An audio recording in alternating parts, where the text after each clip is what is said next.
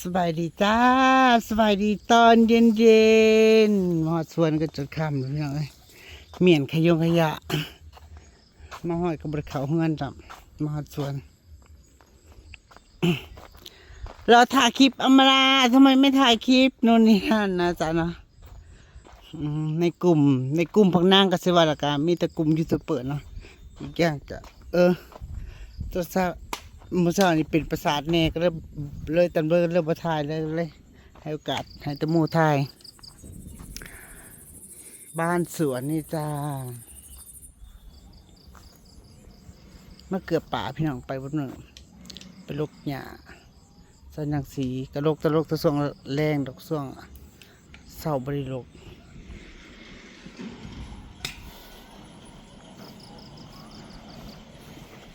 เผาขยะเผาขวดจ้าขวดพลาสติกมีเบิดอยู่ลาวบริมีอันโรงงานลิสโกสเคตพี่น้องเผาจ้าเขาเจ้าซื้อก็ซื้อแต่ขวดเบียร์กระป๋องเบียร์ในอื่นเขาเบาต้องจุดจ้าไพ่กับท่านได้เก็บใช่พี่น้องไพ่มาลองต้องแต่งไพ่ไข่หามนางนี่นะท่านได้เก็บซ้ำเขามาตากฝนก็อย่ามันตายเลยยามมีงานหน่อยๆแต่ก็ค่อยเอามาแขนมันเป็นไฟโซลาร์เซลล์แขนไว้แค่นั้น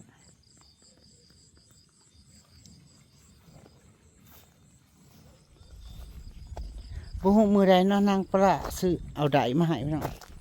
สั่งไดทรงน้ำก็เสร็จน้ำพุแล้วก็สิเน่งทอนะพี่นนท์ก็บอกอยู่ไหนมือใดจะเน่งทอสักทีตอนนี้ดินมันอ่อนพอตกกัน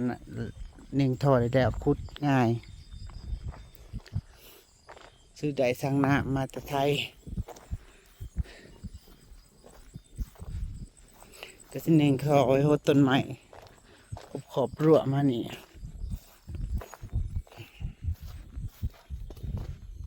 ขอบรั้วมาแต่ก็สิมาเห็ดอันนี้ก่อนบัดนี้หาเวลามาเห็ดบ่อน้ำไม่นางมันเจือนได้ฝนตกหาเวลามาเห็ดแต่คอยปลูกผาเนาะหาเวลามาทำขอบมันหรือว่าเสียปูนสาบขึ้นมานะเชื่อนบ่ปูนสาบขึ้นมาหน่อยเลี้ยงปลาครับมองน้ำตกสิไปหาหินมาลง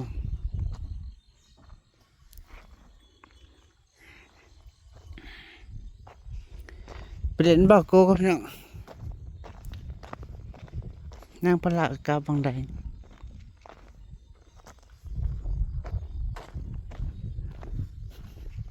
ไปดูบราโกซิ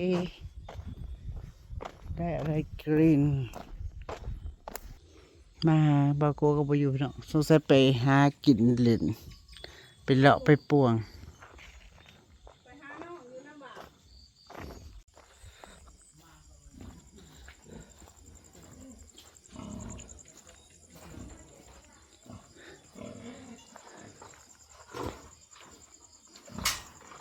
จะไปใส่ฮัมเอามาเหรอไปเอามาได้จักมือเลยเนี่ยอันยังใช่เนี่ยเอาไปยังผสมเอาไปผสมแล้วก็ไปทำให้นอนกันบ่เอาไปเป็นมือเฮ้อหน้าใดเอาต้องให้ไปนอนกับผู้ชายขามมือขามคืนบ่ต้องไปนอนกับผู้ชายขามมือขามคืนดิพี่น้องจนได้เชิงผมบอกเขาจะให้มาจะแปลมาเหรอจากมือเจ้าก็ไว้ประมาณเจ้าก็มือเจ้าก็ซ้อม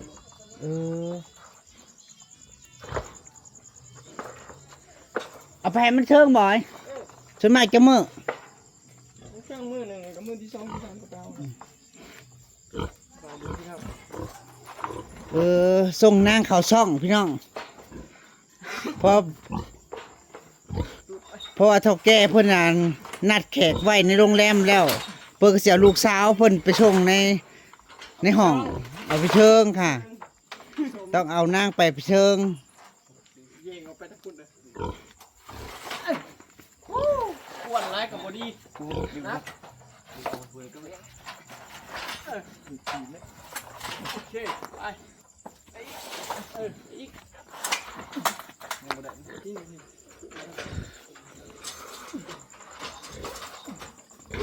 โอเค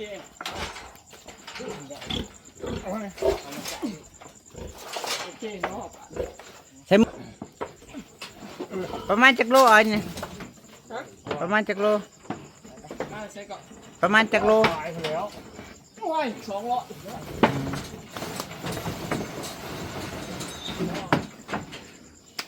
เอาหมูไปแตะ ส่งนาง ประมาณ200กิโล ให้นางไปรับแขกนะคะมื้อนี้เอานางไปรับแขก ใจละลายเต้าฮะกินขาได้มอนเลยลายปลาน่ะมอนเต็มแห่เดี๋ยวจะเอาไปชมพี่น้องมาดิ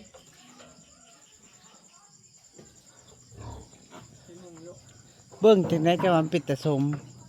ฮะ เบิ่ง นี่มัน เบิ่งเกาะ เชียร์เบิ่งกัน เบิ่งกี่มันบ่ เบิ่งอันนี้มันแล้วก็สังเกตมันนำเลยมันก็สิอยู่โบนิ่ง อ๋อวูว่าหาฮอนแฮน ว่าอยากชมมันก็สิหมุนมันนั่นหมุนนี่นะ ประมาณนี้แต่ละว่าลักๆกับเบิ่งอันนี้มันชิหู ต้องให้นางไปประชม บางคนเขากับเบิ่งที่เขากับตีเบิ่ง บ่ได้เอาค่อยปอมมาไว้ให้มันเถอะค่ะเห็นมันแหละก็แสดงมันอยากเชิงอยากได้ลูก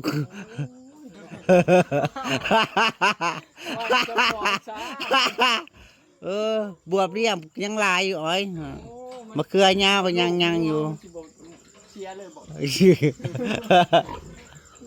อันนี้มันอยากเขามันอยากไปชมนะไปลูกไปชม นี่บ่ปิดบ่นี่นะประตูมึงนี่ เปิดไว้ไก่เนาะ ไปโชคดีลูกเฮ็ดเพื่อแม่เด้อเศร้าเที่ยงแรงซ้ำเศร้าซ้ำแรง จะชมกับเถื่อเดียวเถื่อกับ2เถื่อ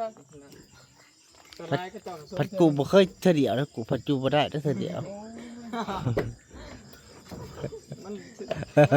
ก็เชิงเถื่อเดียวแต่ว่าร้ายเถื่อมันก็ร้ายไป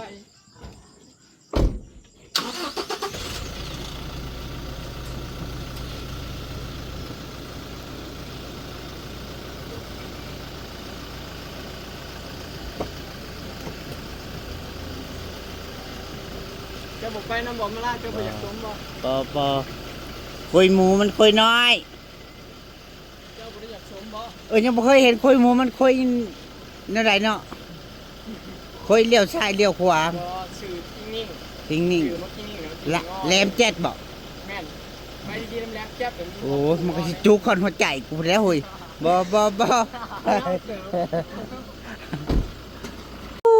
คืนนี้ฝนจะตกไปเนี่ยเว้นก็ฮ้อนอ้าวพี่น้องทั้งแดดหน้าดินเริ่มแห้งแล้วแต่เมื่อเช้านี่อันนี้เด้ท้องฟ้าลายเมฆมันไปจุดนะเขาดูจากเมฆอะน่าจะเฮ็ดสิออกเฮ็ดสมปิมั้งทางหนูกินข้าวแล้วครับสัวไก่เดี๋ยวจะไปกินข้าวก่อนนะจ๊ะพี่น้องจ๋ามันเหนียมดาพาจากกันนะจ๊ะขอบคุณทุกคอมเมนต์ขอบคุณทุกกำลังใจฝันดีจ้า